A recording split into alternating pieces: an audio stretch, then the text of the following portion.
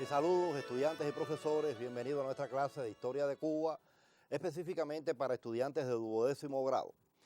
Hoy nos corresponde cerrar el tema número 5, el tema que le hemos dedicado desde el año 53 hasta el año 58, que bueno, nos lleva a toda esta etapa de lucha hasta el triunfo de la revolución. Ya en la clase anterior nos habíamos introducido en la primera mitad de ese año 58. Recuerden que es una etapa de ampliación de la lucha, donde hablamos ya no definiendo cuál era la lucha en las ciudades y la lucha en la sierra, unimos todo el contenido, porque la idea y el objetivo era ese, ver que hay una ampliación de la lucha en todos los sentidos. Y hablamos sobre todo de esa huelga del 9 de abril que demostró algo, que en las condiciones de Cuba era una lucha muy revolucionaria, daba la participación a las fuerzas en las ciudades, sobre todo el movimiento obrero, pero en las condiciones de Cuba no era la efectiva. En las ciudades radicaba la tiranía, todo el peso de esa fuerza de la tiranía, la represión por parte de ella, y entonces era muy difícil. La sierra demostraba que era la forma más correcta, por eso la sierra se amplió. Incluso ya vimos en esta última clase cómo cambiaron hasta la táctica de guerra de guerrilla a guerra de posiciones. No quiere decir ahora que no utilizaran la guerra de guerrilla, la siguen utilizando, pero le dan fuerza también ya a la guerra directa, al enfrentamiento directo con el enemigo. Hoy nos vamos a adentrar ya en esta segunda mitad del año 1958, un periodo que ya lo habíamos dicho, se le considera la ofensiva final en la lucha revolucionaria contra la tiranía, que tiene su final precisamente con el derrocamiento de la tiranía, la huida de Tirano y sobre todo ya el triunfo de la revolución, que se consolida con una huelga general revolucionaria. Se cerraba la nueva estrategia trazada por Fidel desde las acciones del Moncada.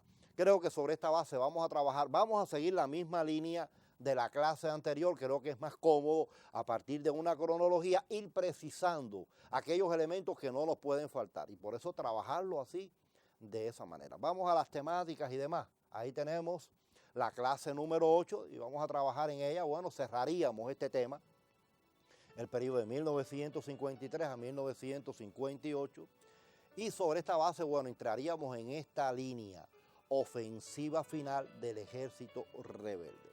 Quizás alguien pregunte, bueno, no es de la lucha revolucionaria, ¿por qué especificamos el ejército rebelde? Recuerden lo que vimos en reunión en Altos de Mompié, la lucha en la sierra pasó a ser la vanguardia en la lucha, por lo tanto, quien dirige la lucha en la sierra no es el ejército rebelde, por lo tanto, esta ofensiva final está dirigida por el ejército rebelde. Y sobre esta base, bueno, trabajaríamos estos aspectos que nos van a cerrar el contenido. La invasión de Camilo y Che, que son los dos primeros elementos de la ofensiva final como parte de toda la labor, el Pacto del Pedrero, otro ejemplo clave de unidad.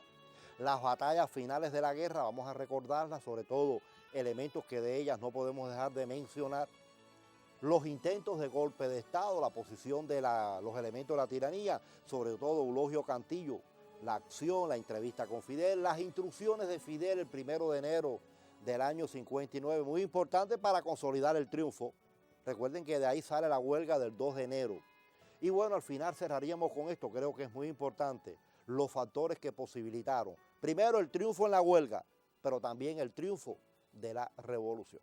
Sobre esta base vamos a trabajar, creo que ahí está la esencia del contenido y sobre esta base creo que pudiéramos trabajar. Es una clase un poco más extensa que la otra porque tiene varios acontecimientos. Quizás si vaya un poco más rápido, me lo disculpan, pero el objetivo es que ustedes tengan a grandes rasgos todo un contenido que ustedes después pueden desglosar cuando trabajen el mismo. Comenzamos. Vamos a hablar de esa cronología, vamos a hablar de los hechos porque creo que ahí hay cosas importantes. Lo primero que ustedes tienen que tener presente es ese esquema, porque cuando hablamos de ofensiva final hay tres direcciones. La ofensiva tuvo tres direcciones y eso es lo primero que ustedes tienen que tener en cuenta. Primero, la preparación de la batalla Santiago de Cuba por Fidel, donde juega un papel importante, y después la salida de las columnas. Primero la columna de número 2, Antonio Maceo, dirigida por Camilo Cienfuegos, y después la salida de la columna número 8, Ciro Redondo, dirigida por Ernesto Guevara, los comandantes, tanto Camilo como el Che. Esas son las tres direcciones fundamentales que tiene esa ofensiva final. Claro, hay cosas paralelas a ella, pero estas son las direcciones fundamentales, porque quizás usted diga, bueno, y cuando entremos a hablar de la operación Flor Crombé, ¿cómo queda? Muy fácil, son operaciones en apoyo a estas tres líneas fundamentales. Y ahí está la esencia. Es lo mismo cuando el Che llega a las villas, ¿dónde se dirige el Che? Al centro de las villas. Pacto del Pedrero para lograr la unidad, derrocar las fuerzas de la tiranía en la ciudad de Santa Clara, que era uno de los eslabones fundamentales de la tiranía en el país. Por lo tanto, ¿cuál es la labor de Camilo? Liberar toda la parte norte, tomar la ciudad de Yaguajay y apoyar la acción del Che en el centro del país. O sea, son operaciones que están como líneas principales, pero a la vez se complementan, y eso es lo que tenemos que dejar bien claro. Quiere decir que cuando hablamos en estas direcciones, tomar en cuenta cada uno de estos aspectos, porque esto nos da la medida de la fuerza que tiene. Y además, ustedes en el contenido que van a demostrar al final, que esta era una ofensiva final, porque Fidel lo había decretado después de terminar la contraofensiva. Estamos en condiciones de pasar a la ofensiva final. Y ustedes tienen entonces todos los hechos necesarios para ir a la demostración. Y eso es lo que vamos a hacer. Vamos a ir rápido, precisando algunas cosas, la misma línea de la clase anterior. Volvamos a pantalla. Y ahí empezamos con los hechos que no se nos pueden olvidar. Yo decía, el primer acontecimiento, el inicio de la campaña invasora Occidente, que ustedes también le dicen la campaña de Camilo y Che. Pueden decir de las dos formas, se entiende. Pero recuerden que las dos unidas son dos elementos de la ofensiva final, son dos parámetros, dos principios de la ofensiva final, la de Camilo y la del Che, cada uno con sus orientaciones, Y esto ustedes tienen que dejarlo bien claro, y por eso vamos al esquema y vamos a precisar cosas que son importantes, por lo menos para que quede argumentado, cuando ustedes lo trabajen, mírenlo allí, la campaña invasora, las dos columnas que van a dirigirse, tanto la de Camilo como la del Che. Antonio Maceo, la número 2 de Camilo, y la número 8, Ciro Redondo, por el Che. A Camilo se le da la orden de llegar a las villas, tomar toda la parte norte de las villas y seguir después para La Habana, e incluso seguir hasta Pinar del Río y crear un frente guerrillero en Pinar del Río. Esa era la línea completa de Camilo hasta Pinar del Río. Por su parte, el Che era llegar a las villas, lograr la unidad, tomar Santa Clara y seguir para La Habana. Cada uno de ellos tenía misiones a largo plazo. Por eso la campaña en las villas, miren, también se le puede decir la campaña de Camilo y Che en las villas. En algunos libros ustedes pueden encontrar este nombre. ¿Qué es lo primero que yo tengo que definir? Como estamos reeditando las invasiones, las campañas invasoras, recuerden que en las guerras por independencia, recordemos 11 grado, ustedes trabajaron una invasión a las villas en la guerra de los 10 años dirigida por Máximo Gómez y el inglesito Henry Rick. Ahí vieron objetivos, vieron una serie de elementos que ahí se dieron. Después, la más importante, uno de los grandes hechos del siglo XIX cubano, es precisamente la invasión de Maceo y Gómez en esa campaña de la invasión en el año 95-96, donde también ustedes trabajaron objetivos, hechos. Eso es lo que yo quiero que ustedes me hagan en el trabajo de mesa que van a hacer con sus profesores, que tomen en las dos direcciones, tanto la de Camilo y Che, y trabajen primero los objetivos. Recuerden que todas las acciones, todas las campañas militares tienen objetivos parecidos. Siempre es dispersar las fuerzas de la tiranía, buscar nuevos hombres, recuperar armamento, incluso abrir costas a las expediciones, cualquier tipo de expedición que pueda llegar, consolidar la lucha por los territorios que vaya pasando la invasión. Quiere decir que estamos hablando de luchas importantes, objetivos importantes en la lucha. Y los hechos. Cuando yo digo hechos, tienen que dividirme. Y ahí está la idea. Ustedes me dividen los dos. Me hablan primero de Camilo, porque yo decía que Camilo, el objetivo era llegar hasta Pinar del Río. ¿Qué hizo Camilo en la campaña en las villas? La liberación de varios poblados, Camilo Cienfuegos, hasta llegar a Yaguajay, que era el centro de sus operaciones. Recuerden que todo esto es en apoyo a la labor del Che en el centro del país. Y entonces, ahí está la batalla de Yaguajay. La batalla es importante que ustedes conocen, que culmina el 31 de diciembre del año 58, ya finalizando fiscalmente el año 58. Una batalla que tiene sus elementos, una batalla de las consideradas batallas finales de la guerra que ustedes tienen que caracterizar. El papel de Camilo, el papel del pueblo, las tácticas empleadas. Creo que hay muchas anécdotas alrededor de esta batalla de Yaguajay. Ese es Camilo, ustedes me lo valoran en todos estos aspectos. Lo mismo van a hacer con el Che. Cuando el Che llega a las villas, lo primero que el Che se dirige es al Escambray. Y allí tiene un evento que es importante, que es el Pacto del Pedrero. Y ustedes entonces tienen que trabajar tanto el Pacto del Pedrero como la batalla de Santa Clara. Pero volvamos a la cronología. Creo que el Pacto del Pedrero y demás nos los va a ayudar. Ahí está. Vamos allí. Disculpen, vamos primero a hablar de esto. O sea, porque quiero seguir el orden cronológico. Yo voy nuevamente a tomar al Che. No lo dejé allí y se quedaron en el aire. No, no. Ya yo di la idea de lo que queríamos el Che en las villas. Ya hablamos de Camilo. Vamos un momentico aquí. porque es un hecho que no podemos obviar, o por lo menos no lo íbamos a obviar, pero para mantener el orden cronológico, si la invasión empezó en este periodo, en agosto del año 58, y le sigue en orden cronológico el 21 de septiembre, vamos a trabajar primero ahí. Congreso Campesino en Armas. Es un hecho para que ustedes lo caractericen. Recuerden que esto es un hecho que yo mencioné en la clase anterior. Es parte de las acciones del segundo frente del Oriental, el que dirigía Raúl. Es una iniciativa de Raúl, un congreso de campesinos para buscar el apoyo de los campesinos a la revolución, a la lucha del ejército rebelde. Por favor, cuando ustedes lo caractericen, tengan en cuenta los acuerdos de ese congreso. Hay una ley ahí importante que se aprobó, que es la ley número 3 del ejército rebelde, que comienza a aplicarse al mes siguiente, en el mes de octubre, que es el antecedente de lo que después va a ser la primera ley de reforma agraria. Entonces, estos detallitos ustedes ténganlos en cuenta cuando trabajen la cronología. Mírenlo allí, lo reafirmo con esto que viene ahora. Se promulgaron la ley 2 y 3 del ejército rebelde. Quizás diga, bueno, ¿y la 2 cuál es? La 2 es la condena a la farsa electoral que se había convocado y se está condenando a todo aquel que pudiera participar en la farsa electoral. Una farsa que la tiranía quería hacer ya para salvar la tiranía en sus últimos momentos. Pero bueno, entonces entramos en lo que yo quiero. Ven allí, la creación del cuarto Frente Oriental, Simón Bolívar. Recuerden que también de esto hablamos nosotros en la clase anterior. Ya se habían creado 2 frentes orientales, segundo y tercero. Ahora se crea el cuarto Frente Oriental, Simón Bolívar, por Edelio Gómez Ochoa. Un frente que es para mencionar. No le vamos a dar la misma dimensión que al segundo y al tercero, que tienen objetivos mucho mayores. Ya esto es al final de la guerra y por lo tanto lo que viene es a cerrar toda la preparación de la lucha en todos los términos. Seguimos con la cronología. El abstencionismo ante las elecciones presidenciales. Creo que esta es una de las orientaciones que el ejército rebelde había dado, y sobre todo a partir de esa ley número 2 que habíamos mencionado.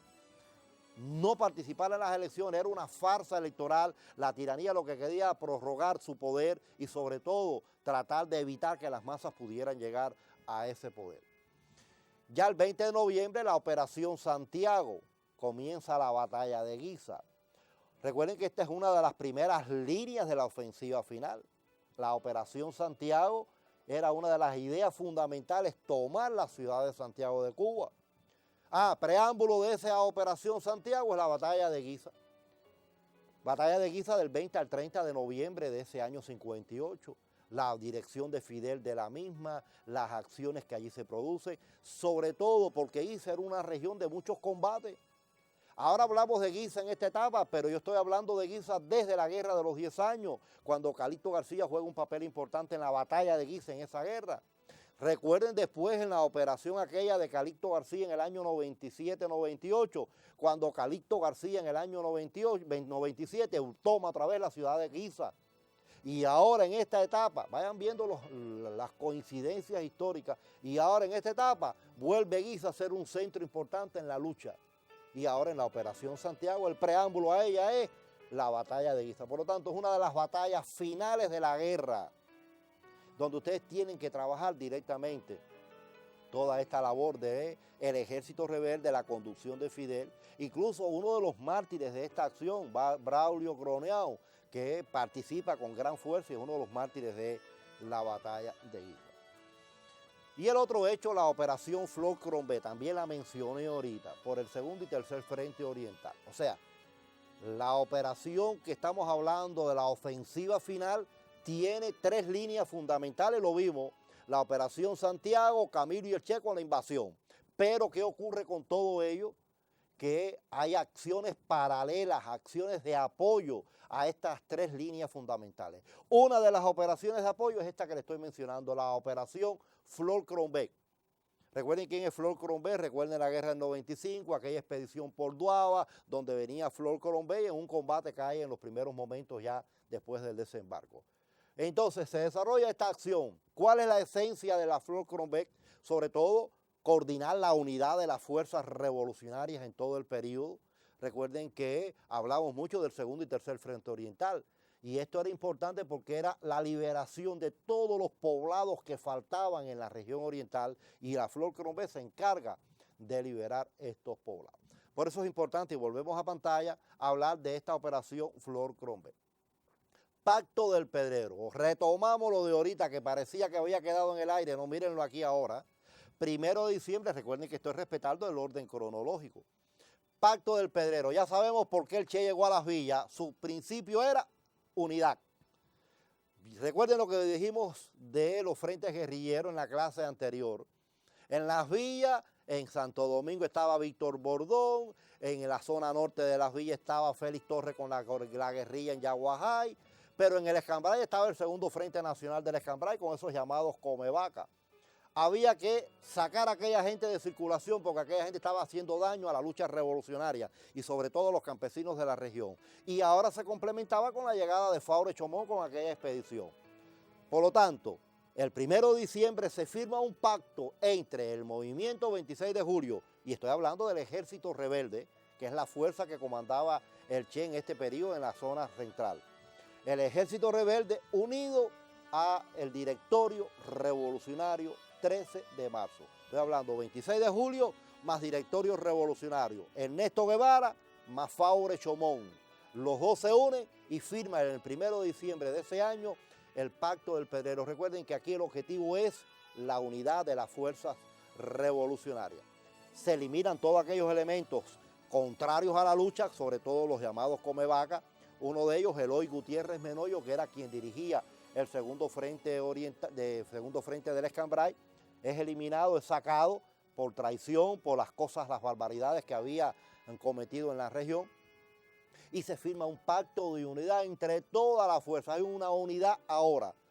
Recuerden que la unidad es importantísima para el triunfo de la revolución y tenemos varios ejemplos en el periodo del 53 al 58 de unidad, sobre todo a partir del 56 con la Carta de México.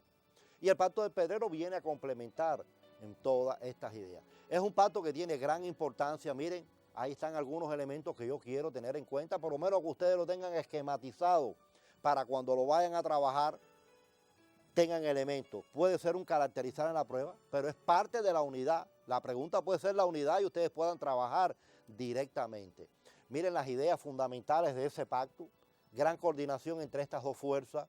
A favor de una reforma agraria, recuerden la ley número 3 del Ejército Rebelde que se está ampliando. La unidad entre todos los factores, estoy hablando de toda la fuerza que está participando en la lucha contra Batista. Y lo más importante, cómo cierra el documento, unir es la palabra de orden. Y el documento está firmado por Ernesto Guevara y Faure Chomón. Creo que esta idea es muy importante que ustedes la tengan notada. En su libro de texto se le dan todos los elementos para que ustedes puedan trabajar.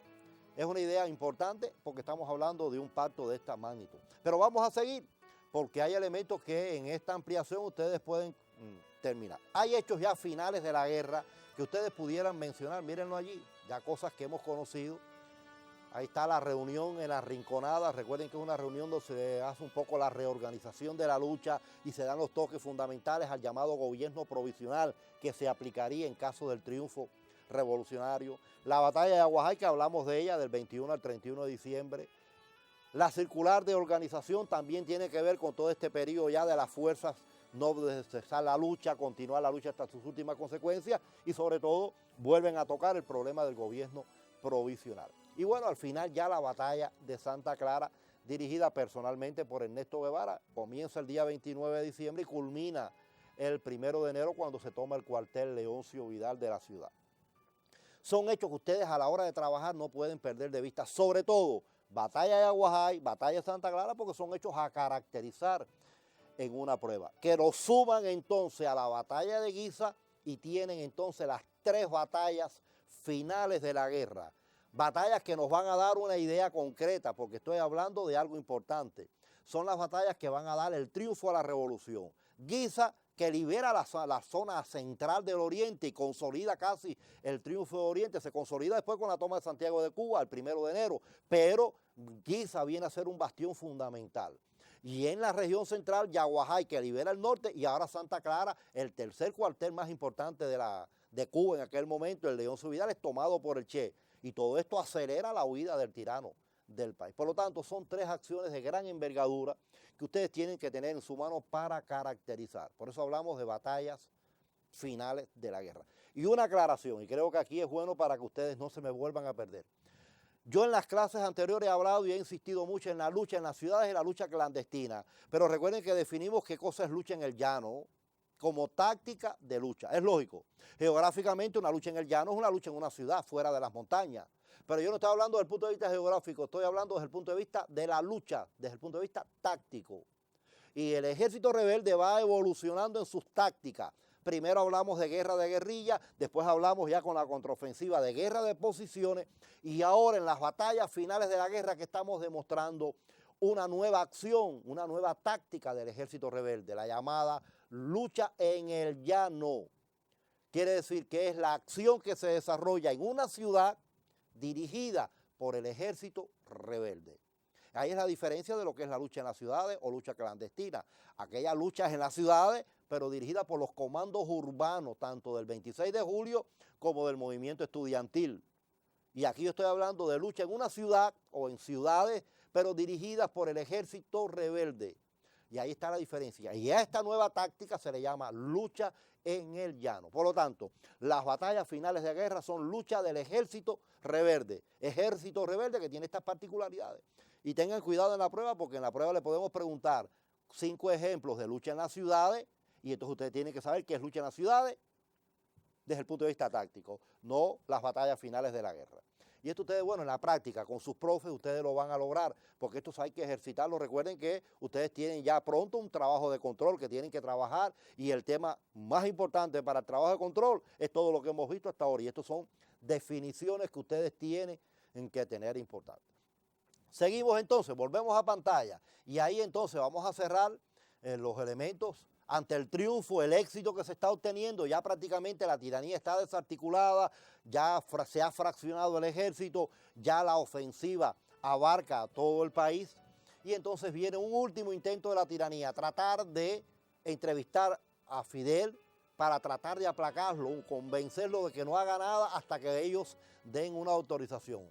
Para ello escogen a Eulogio Cantillo, que se traslada a la zona oriental y en Palma Soriano se entrevista con Fidel con varios objetivos. Miren las propuestas de esa entrevista.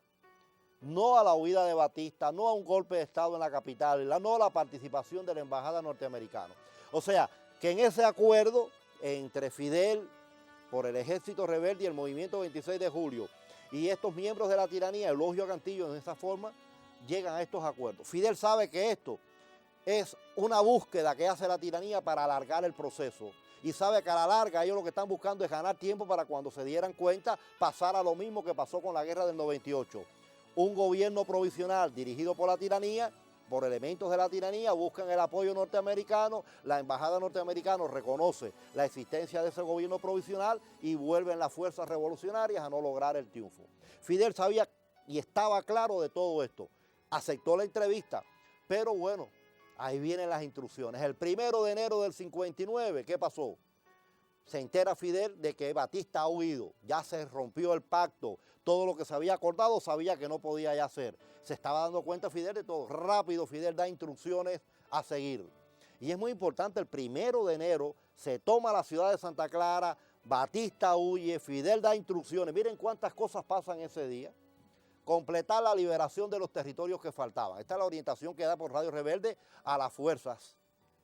Camilo y Che continuaran la invasión hacia La Habana. Recuerden que Camilo tomaría Colombia y el Che La Cabaña. Evitar las provocaciones yanquis. Incluso Fidel recuerda lo que había pasado días antes en el acueducto de Yaterita, una provocación norteamericana. Tomar la ciudad de Santiago. Convocar a una huelga general bajo la consigna revolución sí, golpe militar no. Y es importante porque estas instrucciones aceleraron y llevaron lógicamente al triunfo. Y es importante que ustedes tengan en cuenta cada uno de estos elementos. Y bueno, las instrucciones de Fidel llevan lógicamente a que al día siguiente se desarrolle la huelga general revolucionaria, que es el hecho que consolida el triunfo revolucionario. Huelga convocada por Fidel, pero dirigida por esa organización que hablamos, Frente Obrero Nacional Unido. Y bueno, de todo esto lleva después ya a la caravana a la libertad y después el triunfo de la revolución.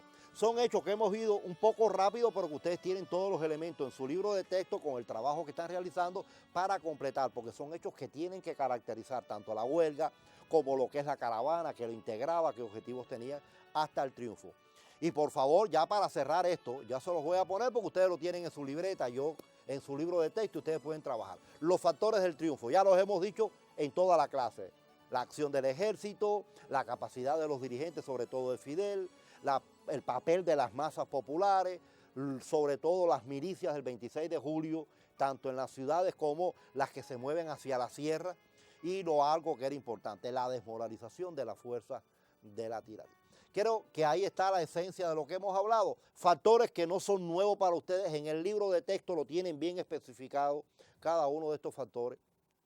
Con ello terminamos el tema número 5, un tema que se lo dedicamos a esta etapa insurreccional, a esta etapa de lucha.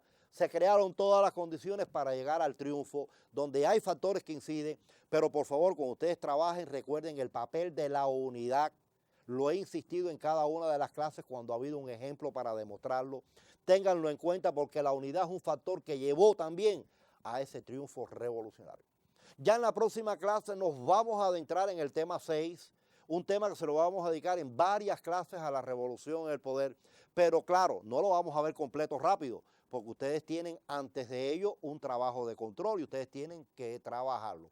Por lo tanto, trabajaremos 1 o 2 clases de esta primera etapa y después ya entraríamos a preparar las condiciones para el trabajo de control. Sin más, entonces, los esperamos en la próxima clase con el tema número 6.